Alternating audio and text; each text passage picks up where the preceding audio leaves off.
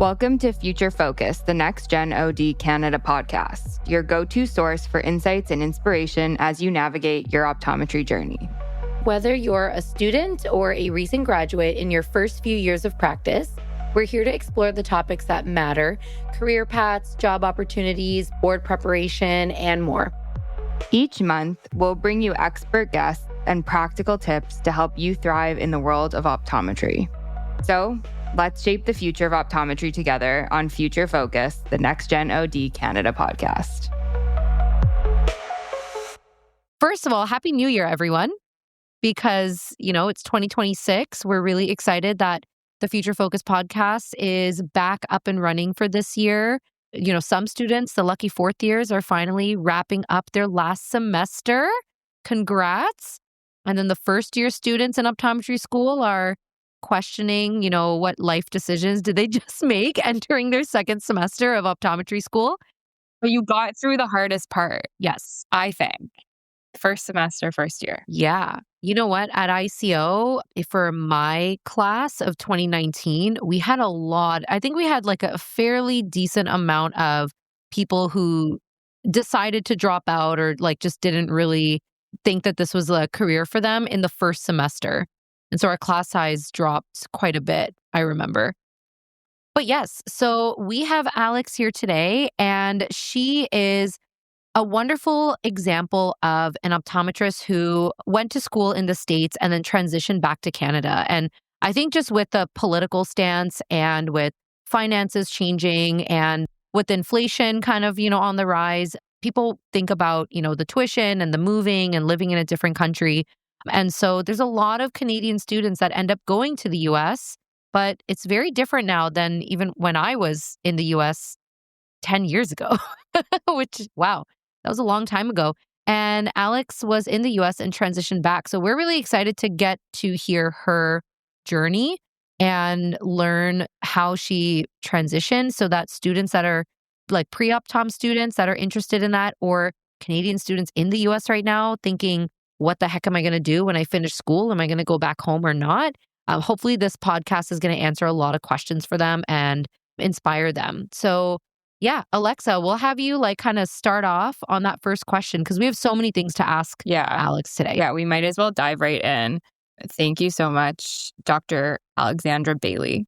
Yes, sorry. I thought we'd keep it casual. No, I'm not. That wasn't at you. We might as well introduce her because she's now a doctor, which is so exciting. So can you start by telling us a little bit about your journey, where you went to school, why you chose to study in the US over Canada, if that was an option, and what ultimately led you back to Canada? And I'm assuming where you grew up. Sure. Yes, true. Well, I think that's a great place to start. And as Amrit had already alluded to the fact that I am Canadian originally, I was born and raised on the east coast of Canada in Halifax, Nova Scotia. And looking back, I've kind of always known that optometry was the career path that I wanted to pursue. I don't remember it being as far back as I have proof for, but there's a letter that I wrote to myself in grade 6 where I said that this is what I wanted to do for a career. And having graduated in 2025 and now practicing as an optometrist now, it all feels pretty full circle. So with optometry in mind, I did my undergraduate studies in chemistry at Mount Allison University, which is in New Brunswick, and I graduated in the year 2020. And that always makes people cringe a little bit because there's just so much going on in the world at that time. And knowing my options to pursue optometry involves crossing the border to do so, it just really wasn't the right time to make that transition. I was worried that I wasn't going to get the clinical experiences that I wanted right out of the gate in first year due to restrictions, and just even the logistics of crossing the border at that point in time were daunting to say the least. So I took that year from 2020 to 2021 to gain more experience in that area and strengthen my application for optometry schools the following year. And I worked as a clinical assistant at FYI Doctors in Halifax. And looking back, even though that was 4 or 5 years ago at that point, it was a really formative year for me. I got to witness optometry in probably its most challenging year to recent memory, where everything that we knew for routine eye care was kind of thrown to the wind, and we were constantly needing to be flexible to keep up with the local restrictions for how and how much we could practice. But I also feel like I witnessed optometry at its best during that period of time. And it was a really inspiring year because with all of the restrictions in place, we were seeing fewer patients. There was more time to dedicate to each patient, that really we got to focus on patient relationships more during that year. And that's what drew me to the profession. And I feel like I'm not alone in that, but it's where optometry kind of started to shine. And it also helped me gain a lot of interpersonal skills, dealing with the uncertainty that patients would face coming into the clinic, but was also great for learning the back office administrative stuff that goes into running a clinic, things like billing and coding. And I use those tips and tricks that I had learned way back when to practice and bill effectively as a clinician now. So at the end of that year, it was time. So 2021 in September, I moved to Boston and I studied at the New England College of Optometry, which has a really large Canadian base of students. About 40% of the population down there is Canadian. And so I felt a really immediate sense of belonging. But one particular part of my experience in Boston stood out to me, and that was working with the Canadian Association of Optometry Students. So we abbreviate ourselves as CHAOS. And throughout my 4 years in the States, I assumed various leadership roles in the CHAOS organization, up to and including the role of co-president in my third year. And so that role involves a lot of leadership and organization of things like mentorship programs, networking opportunities, both sponsored and unsponsored.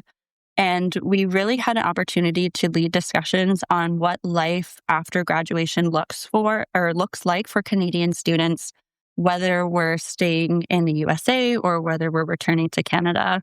And just looking at what my classmates have done since graduation, I'd say it's about 50-50. About half ended up staying in the US and about half of us returned to Canada. On an academic note, while I was in Boston, I pursued extra clinical and didactic training in the area of specialty contact lens. So NECO has a unique program called a concentration program, available in a couple of different specialties. And for me, I enrolled or I applied to be in that program, never having taken a course in contact lens. So it was at the end of my first year. I thought I liked it, but it was a bit of a strategic move because during my gap year, I had identified specialty lenses as an area of untapped potential and need in Halifax. And knowing that I was likely to come back here, I wanted to be the person to offer those services to patients. And so this was an area to get that extra clinical training while a student, either in my mind to gain enough experience that I could kind of take it from here once I graduated, or use that as a launching point to pursue residency down the road. So ultimately, I didn't pursue residency, but I do fit specialty contact lenses now in my first year of practice. And the concentration program is a big reason why I feel comfortable doing that. I imagine that we'll get to residency at some point in this conversation. It's such a hot topic, but I did keep the door open to do that because I wrote the American board exams. So I wrote the NBEO because when I graduated in May of 2025, there were still 2 provinces who were accepting the NBEO for licensure, but this is no longer the case. So small caveat there. But I really loved my education in Boston, and I felt very connected to Canadian optometry even while I was studying in the States. So the transition back has been smooth, not perfect, but I've been practicing in Halifax for the last 5 months. That's an amazing journey. First of all, I want to comment for anyone listening that taking a gap year is, not a bad decision at all. I think it's a great opportunity for you to find a job or more volunteer or shadowing opportunities at clinics. And actually at our clinic right now, I have a student who is working for me full time as my patient care coordinator. And she's working with me for the entire gap year before applying to optometry schools. So she just wrote her OAT, studied for that. And she's getting so much experience that when I wrote her letter of recommendation, I even thought to myself, I was like, why didn't I do that? Because now she literally knows, almost everything about optometry. And just like you mentioned, you even had the upper hand that you already recognized that there were different niches in optometry. Yeah. So you applied for school knowing there's a need for specialty contacts. So when I go into school, this is the route I'm going to go. I think that's amazing. So kudos to you for taking that gap year and really just diving all into the career just to make sure you know exactly what you want when you get out of it. And are you working at the FYI that you gap shot? Yeah. So you Yeah, got, of course. got a job. Of Yeah. course they'd take you. Of course. Yeah. Yeah. And Amrit's going to hire her PCC too. No, you know what? I'm trying to tell her that optometrists don't make any money because I really want her to just stay right now. So I just want her to be my patient care coordinator. And I'm like, I'll let you scribe and I was like, no, just stay. So I'm trying to be selfish, but no, yeah, of course, right? The minute an OD works with you and sees your drive and your ambition and your willingness to learn, I mean, that's what we're looking for an associate, of course. It's going to be the first job opportunity you get when you get back home. For sure. And in terms of when you transition back to Halifax, you did mention, Alex, that, again, another benefit of working at FYI prior to school is you already had that experience with the billing and the coding and maybe the process of what your scope of practice could be. Were there any other big challenges that you faced in making the transition after graduating? Whether it was like studying for the Canadian board exams. Oh, no, you didn't. But figuring that process out, getting your licensing, any other challenges you think you faced? Absolutely. So, I mean, I mentioned that it's been smooth, but it certainly hasn't been without its surprises and twists and turns. I think as a student, there's so much lead up and hype to board exams that when you write the board exams, you think you're done and you're not. Yeah.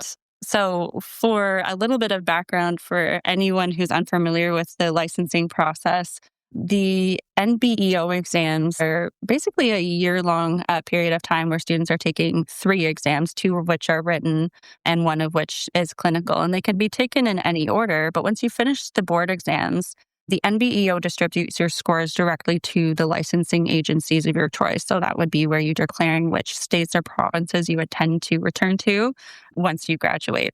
And so once you've passed all your board exams, that's very exciting. It's a huge milestone. But the next step is getting your license.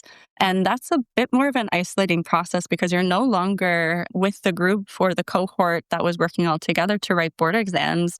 You're one of one or multiple, if you're lucky, of people returning to a specific area to practice. And that's where things start to get a little bit more lonely and uncertain. And so the licensing process, regardless of the province that you're applying to, really starts with filling out an initial application and then collecting all of the required documents.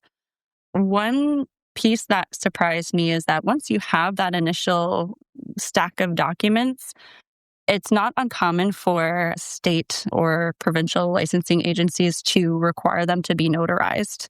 And so that was a piece that can cause delays if you're not expecting that they need to be either signed or initialed by somebody who has the authority to notarize documents. And for me in Nova Scotia, my MLA was able to do that on my behalf.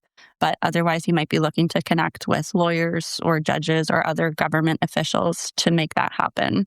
So once that's all done, the initial onboarding process of document verification can take a couple of weeks to even months, depending on what province you're applying to, and again, the time of year that you're applying. And once that all checks out, the next step is writing the jurisprudence exam. So you might think your last exam is the board exam, but technically you have one more to sit, and that's to make sure that you know the rules and regulations of the profession in the province where you intend to practice. And there's also content on that exams dedicated to making sure that you know how the college runs and administrates itself. So typically those exams have some study materials that are distributed in advance. Depending on the province, they might be open book or closed book, multiple choice or written, and some come with a time limit and some are do as you please and return when you're ready. I found that there was a variability between provinces in that respect. But as soon as the jurisprudence exam is passed, that's when it's time to pay your fees or to actually get your license number. And depending on the time of year that you're applying, the cost of being an optometrist for that year is typically prorated depending on the month that you apply. And finally, you have your license number. There's one last piece that you need in addition to a license number in order to practice, and that's malpractice insurance. And when I graduated, I really had no concept of how much that was going to cost me. And in my head, I was anticipating a big number. But when preparing for this interview, I looked back at the receipts, and malpractice insurance for my first year practicing in Nova Scotia as a new graduate was $68. So yeah, not bad. I know we're here in Ontario, like, woo! That's Yeah. Like 68 a month or? Yeah, the year. Oh, wow. Yeah, from start to finish, it took about 5 weeks for me to get licensed, and that was me doing everything as quickly as I possibly could. And that process can be longer or shorter, really depending on how fast you are to have everything in order to get that done. But I was pretty keen to start working and earning some money after school. When did you start practicing? Yeah, so I started practicing in August and I had graduated in May. I had a job lined up already once I had graduated. And so I first started looking for jobs about 4 months before graduation. It's a bit of an overwhelming process, and I feel privileged to complain that there's too much opportunity in Canada. It can be overwhelming to even start to think about what your options might look like. But several strategies exist to kind of narrow down the job search right out of the gate. And that's depending on practice location. For me, I knew I wanted to be in Halifax. Scope of practice, you might choose a different state or province depending on how much or what you feel comfortable doing and offering to your patients in terms of scope of care. And availability of specialty services is another big one. Looking for clinics that have access to the tools and technology that you want or need in order to practice in your niche. And then looking at corporate versus private practices, because we're inundated with corporate opportunities. I think the recruiters there do a good job of putting those in front of students, but it can be a little bit harder to find those private practice opportunities. And that's where I was looking for alumni job boards, places where alumni use that resource to put those opportunities in front of students that we otherwise wouldn't find. And so about 4 months gave me the right amount of time to look at my opportunities, to ask the right questions of potential colleagues, and to negotiate contracts without fear of being rushed or pressured. My gosh, Alex, I feel like you just answered like a ton of questions or follow-up questions that we had for you while you were doing this. You're so prepared. I love this. I was going to ask you, well, no, not ask. First of all, for anyone listening that is planning to work in like another province other than Halifax, yeah, I highly recommend look at, the requirements for your license, what paperwork you need, when to write the jurisprudence, all of that. Because, yeah, I also practice in the States. I did my residency in 2020. And so, my goodness, so yeah, all the paperwork, the list of everything, the fees for the applications, the fees to get things notarized. Yeah, that's tough, especially when you're in the States. You might not, know anyone in the States to notarize things. You might have your parents helping you kind of back home to get some paperwork that you need. And you really want to look at those things well in advance, because I remember for me in Ontario, and a few students from Waterloo that I've spoken to recently have also said that in Ontario, even though you graduate in May, you're most likely to get your license by the end of August. I think I got mine the first week of September. And even though it was COVID, it wasn't really, they were all working from home. They were able to do all the paperwork still on time. And even now the students are saying the same thing. They're going to get licensed maybe by the end of August. So that's a long time in between, right? Especially in the summer. Of course, you want to enjoy your summer. Yeah. You just graduated.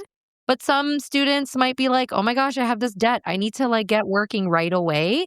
Or if you want a job opportunity and you don't want to miss out, if, there's an already licensed OD who could potentially take that opportunity, talk to, the employers, talk to those ODs that are hiring, and try your best to give them a more concrete deadline as to when your license is going to be approved, because it can take a long time. Yeah, I think you just went through so many logistics that I wish I had known even graduating. And I think I started practicing in September, and I'm happy I took my summer, but I agree. I think it's variable depending on your situation. So you have to do what you can do with when you get licensed ultimately. I think you kind of touched upon why you kind of didn't do a residency. You kind of got some specialty training, which is amazing. Do you have any advice for students who are currently in the States, like things you would wish you had known earlier that you didn't just touch upon?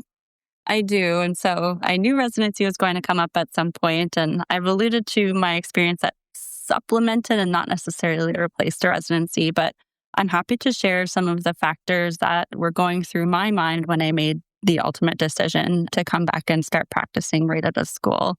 And I think the first point that I'd like to make is one that is often a little bit taboo to talk about, but certainly can't be ignored, and that's the financial consideration of doing a residency. You earn a significantly lower salary as a resident, and you have to ask yourself, can you live comfortably? Knowing that if you borrowed student loans, that those are likely accruing interest now that you've officially graduated, and consider whether or not the financial return of doing a residency is worth that sacrifice that you're making in that first year out of school. For some students, the decision to do a residency might come from a feeling of, I don't feel prepared or competent to take care of patients yet, and I need that extra year of clinical experience to get myself there. And so for some people, residency provides that. And for others, there's different ways to get that growth. It's just a little bit more self-directed by doing things like CE lectures or academic conferences, or even just the simple act of learning by doing, which can seem scary when everything feels fresh and new and a little bit daunting because it's the first time you're doing it alone outside of school.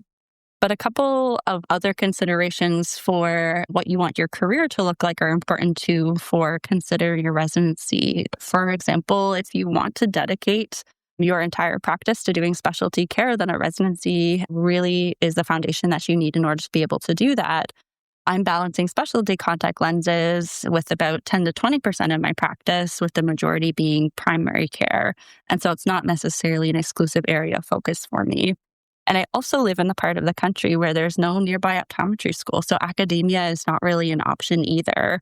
But for anybody in Waterloo or in the States hoping to stay in academia, teach, lecture, or even be a key opinion leader or consultant in a specific specialty, the residency definitely gives you more credibility to be able to be looked upon by your colleagues as an expert in that area. One thing that I didn't know when I came back to Canada was that there's a designation in Canada analogous to the FAAO, and obtaining that FAAO designation is part of the reason why some of my classmates had eventually pursued a residency, because that gives you a big boost in terms of the point value required to obtain that designation. And I thought in Canada that FAAO wouldn't get you very far, not knowing that there was the Fellow of the Canadian College of Specialties in Optometry, or the FCCSO, which is relatively new. And while residency certainly does support your application for that, it's not the only way to obtain that designation. So by doing case reports, journal publications, leading lectures or workshops, preparing posters, or even precepting up-and-coming optometry students, those are all different ways to eventually get yourself to the same place. It just might take a little bit longer. So for me, residency wasn't the right decision, but that's some of what went through my mind when I was faced with that decision in my third and fourth year. And I think it's a highly individual choice whether or not to pursue it. And I hope some of that was helpful in adding some complexity to what needs to go into that kind of a decision for a third or fourth year optometry student. Yeah, I'll add to that because I never planned to do a residency to get extra designations and things like that, right? Especially in the States, when you do a residency, depending on the program, I believe some of them kind of automatically push you to do an FAAO, right? To get because you've already, as part of your residency program, your requirements are to write some case reports, present grand rounds, and then you've already pretty much completed the requirements to achieve an FAAO. And so it's definitely a cherry on top when you start kind of desiring those designations, when you feel more confident or saying, I'm now learning so much more in the specialty area. I want patients in the area to know that, I'm designated for this. And, that gives you a little bit of an extra boost for those patients to trust and to know that you have the experience and the knowledge. when you start to apply for majority of the fellowships, even for me, it's FAAO, I have FCCSO, and I have FOVDR, so which was COVD. Yeah, if you do a residency, you just get a lot of extra points, and then you're like, cool, okay, good. Like, whew, I already have half of it done. But you're right, you can achieve those fellowships with or without residency. Sometimes it's just a nice little cherry on top to have it done already in your back pocket. And I agree with you. I think for anyone who's wondering if their visa situation would work, like to do a residency, because when you are a Canadian student in the US, you are on an F1 visa for a maximum 4 years, and that visa expires. So if you are planning to do a residency, you will have to also then work with your school. There's always an OD or a staff member that's designated to help students go through residency applications and things like that. Work with them to make sure, again, you get all your paperwork ready and anything you need to provide for them to get your OPT visa. That is your basically like extension visa. So your F1 has expired after the 4 years when you graduate optometry school. And then you say, oh, wait, I want to study one more time and get paid for it. So that is called your OPT visa. Usually your residency school, once you get accepted, will also help you with that paperwork. But just make sure you keep that in mind and prep for it in advance or ask questions about it if you're just not sure what you need to do for that. Oh my goodness, we went through like so much already. I love this. I think we should just skip. Yeah, we were going to ask questions about the OEBC, and so you didn't take it, Alex. You have any info prepped for that? Feel free to share. I had that experience where I took both NBEO and OEBC at the same time, so I can share that after as well. But did you have any tips for US Canadian students who will need to prep for the OEBC when they come back? I would say it's always valuable to start early. And so if you can consider part 1 of the OEBC analogous to part 1 of the NBEO, I recall starting to study intensively about 3 months before that exam started, because it's the one that takes the most time to prepare for the level of detail and just the vast amount of content on that exam. While I can't speak to the practical exam on the Canadian side, I know that structurally is quite different from the new changes that they've implemented with the NBEO Part 3 exam. Did you take the new one? I did. Yeah. I took the new one the second week that it was ever even offered at the State Center. So there was a lot of uncertainty. Yeah, lots of anxiety there. My gosh. But yeah, and even though that definitely added to the stress, just reassuring students that it's normal to feel that the board exams are stressful, regardless of which one you're taking, and that no one ever goes into a board exam feeling like they're 100% ready. You really just have to trust the training that you've spent years building up and know that you know more than you think, and really the exams are just designed to confirm that at the end of the day. No, I think the changes that have happened with NBO it's a lot to take in. And if you started optometry school having plans to write the NBO and come back and practice here and no longer can do that, that can be overwhelming. I got through with the loophole that existed prior to this change, and I can only imagine having to either switch that or write both, or, Oh yeah. Writing both was not fun. Yeah.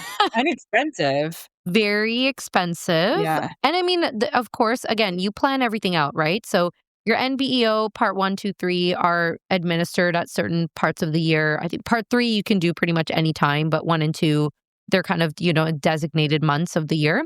So same with the OEBC part 1 and part 2. Now, again, I took it 6 years ago now. So it's very, very different, I'm sure. But even then, they were only administered certain parts of the year.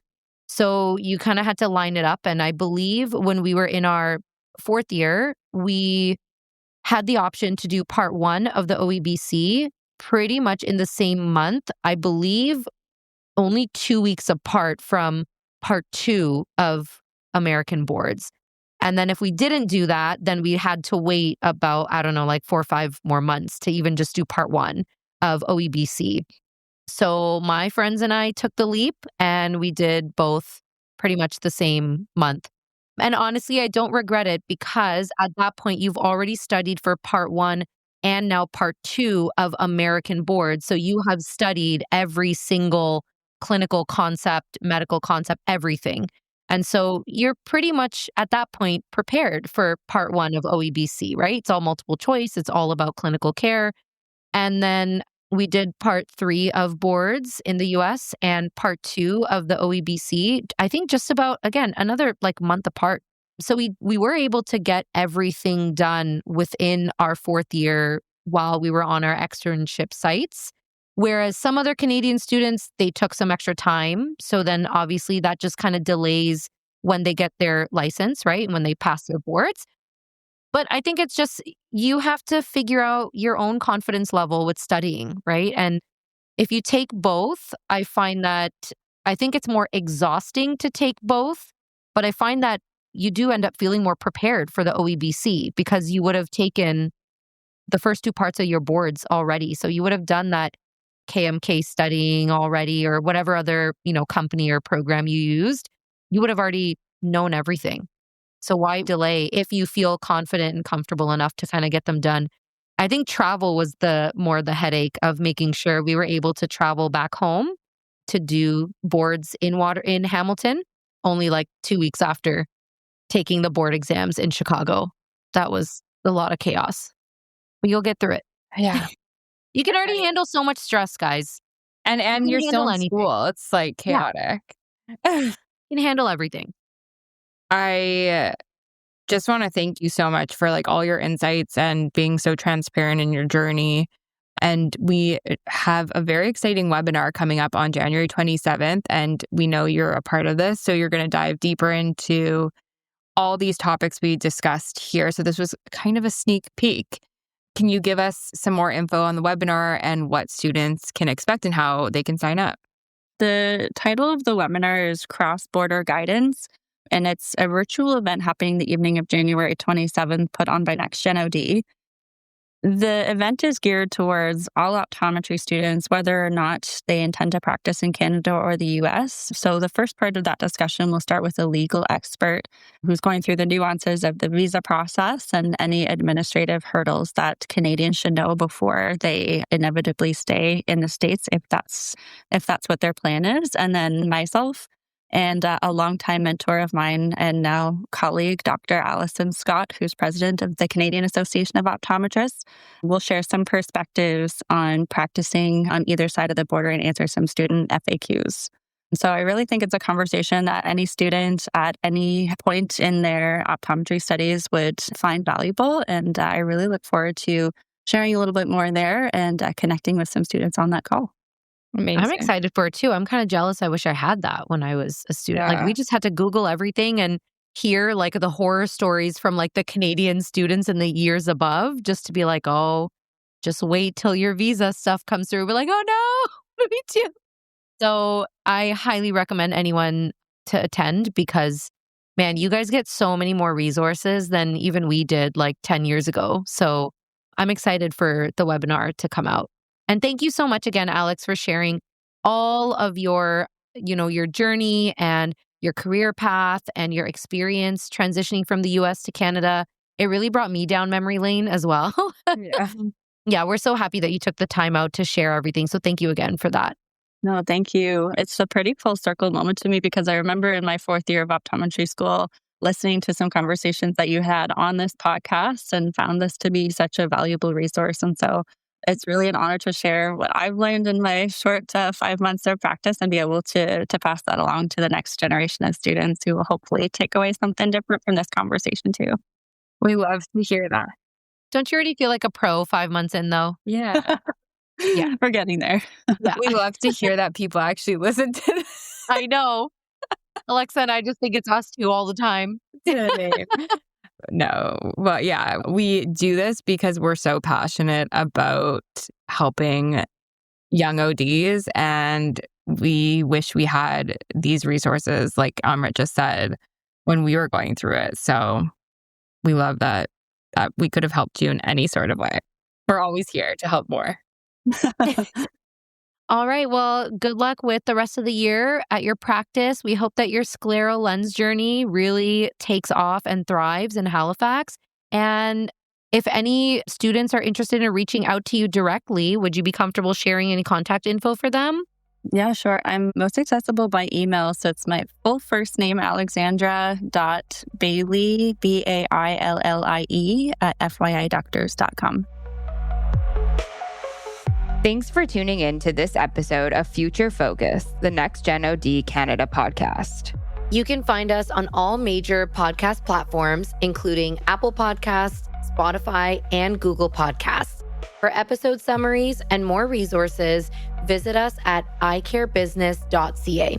Be sure to follow Next Gen OD on Instagram, Facebook, and LinkedIn for updates, news, and more insights into the world of optometry. Don't forget to check out the show notes at icarebusiness.ca. Until next time, stay focused on your future.